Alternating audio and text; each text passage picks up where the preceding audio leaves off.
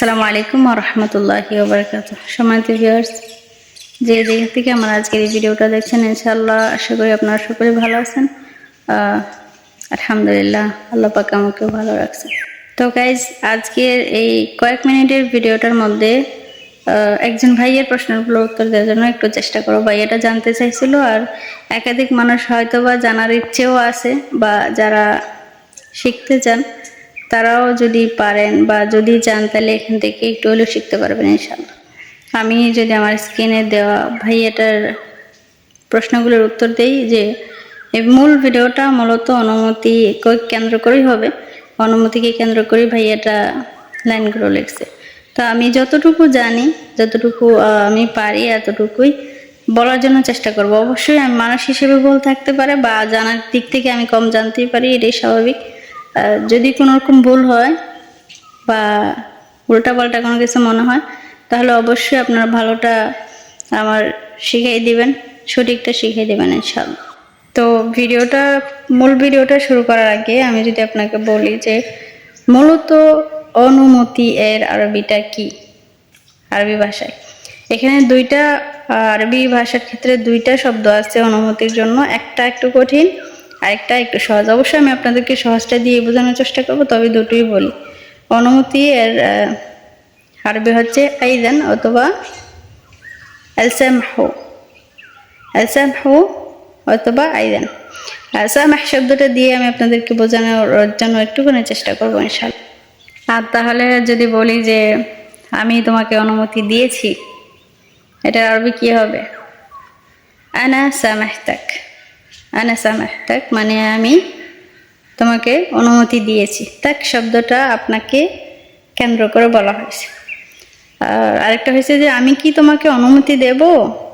একই লাইনটা কণ্ঠটা পরিবর্তন করে আর চেহারা এক্সপ্রেশন পাল্টিয়ে আপনি একই লাইনটা আবারও বলতে পারেন এরকমভাবে যে আনা আসামহাক, আনা আসামহাক মানে আমি কি তোমাকে অনুমতি দেব, অথবা আনা বাতিকে সামাহ, আনা আতিকে সামাহ, অথবা আনা আসামহাক আমি কি তোমাকে অনুমতি দেব। চেহারা এক্সপ্রেশনটা একটু পরিবর্তন করে আর কণ্ঠটা একটু পরিবর্তন করে একই লাইনটাই আবারও বলা যায়।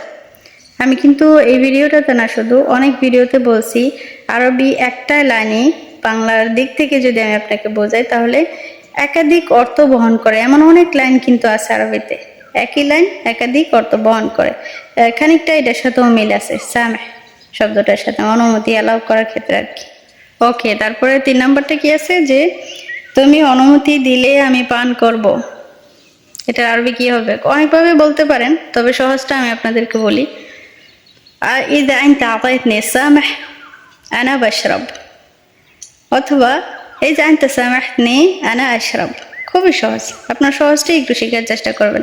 আইজান দিয়ে কিন্তু বলা যেত, কিন্তু এটা একটু কঠিন হয়ে যাবে, ওই জন্য সহজটা দিয়ে বলছি ইনশাআল্লাহ। আশা করি আপনারা একটু হলেও বুঝবেন, চেষ্টা করলে সব কিছুই বোঝা সম্ভব আমি মনে করি। ওকে, তো তারপরটা কি? সে বলছে তুমি আমাকে অনুমতি দিয়েছো। সে বলছে তুমি আমাকে অনুমতি দিয়েছো, এটার আরবি কি হবে, কিভাবে বলবেন? বলা যায় দুইভাবে থেকে যে কোনো একটা আপনি নিলেই হবে। প্রথমে কোনটা বলবো?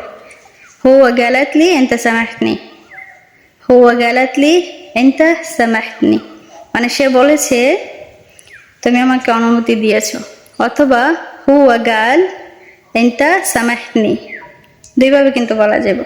হুয়া গালাতলি যে শব্দটা বহন করে, হুয়া গাল একই শব্দ বহন করে। তারপরে পরের লাইনটা যদি আপনি বলতে চান যে সে বলেছে তুমি আমাকে অনুমতি দাওনি, সে বলেছে হুয়া গালাতলি তুমি আমাকে অনুমতি দাওনি এনতা মা তাতনি সামাহ, অথবা এনতা মা সামাহতনি। হুয়া গালাতলি এনতা মা সামাহতনি, অথবা হুয়া গাল এনতা মা সামাহতনি, সে বলেছে তুমি আমাকে অনুমতি দাও নাই। তো আমি খুব সহজভাবেই সহজটাকে কেন্দ্র করে আপনাদেরকে একটুখানি বোঝানোর জন্য চেষ্টা করলাম। ইনশাআল্লাহ আমি মানুষ হিসেবে অবশ্যই আমার ভুল হইতে পারে, জানার দিক থেকে আমি ছোট মানুষ, এখনো আমার অনেক কিছু জানার বাকি থাকতে পারে। তো কোনো দিক থেকে যদি ত্রুটিনাটি ভুল হয় বা হবে, এটা স্বাভাবিক। তো ইনশাআল্লাহ অবশ্যই আপনারা সবাই ক্ষমার দৃষ্টিতে দেখবেন, আর সবসময় ভালো থাকবেন সবাই। ইনশাআল্লাহ আমার জন্য একটু দোয়া করবেন। কোনো কিছু জানার থাকলে অবশ্যই বলবেন, কমেন্ট বক্স খোলা আছে। ওকে, তো সবাই ভালো থাকবেন। আসসালামু আলাইকুম ওয়া রাহমাতুল্লাহ। দেখা হবে আবার পরবর্তী কোনো এক ভিডিওতে ইনশাআল্লাহ।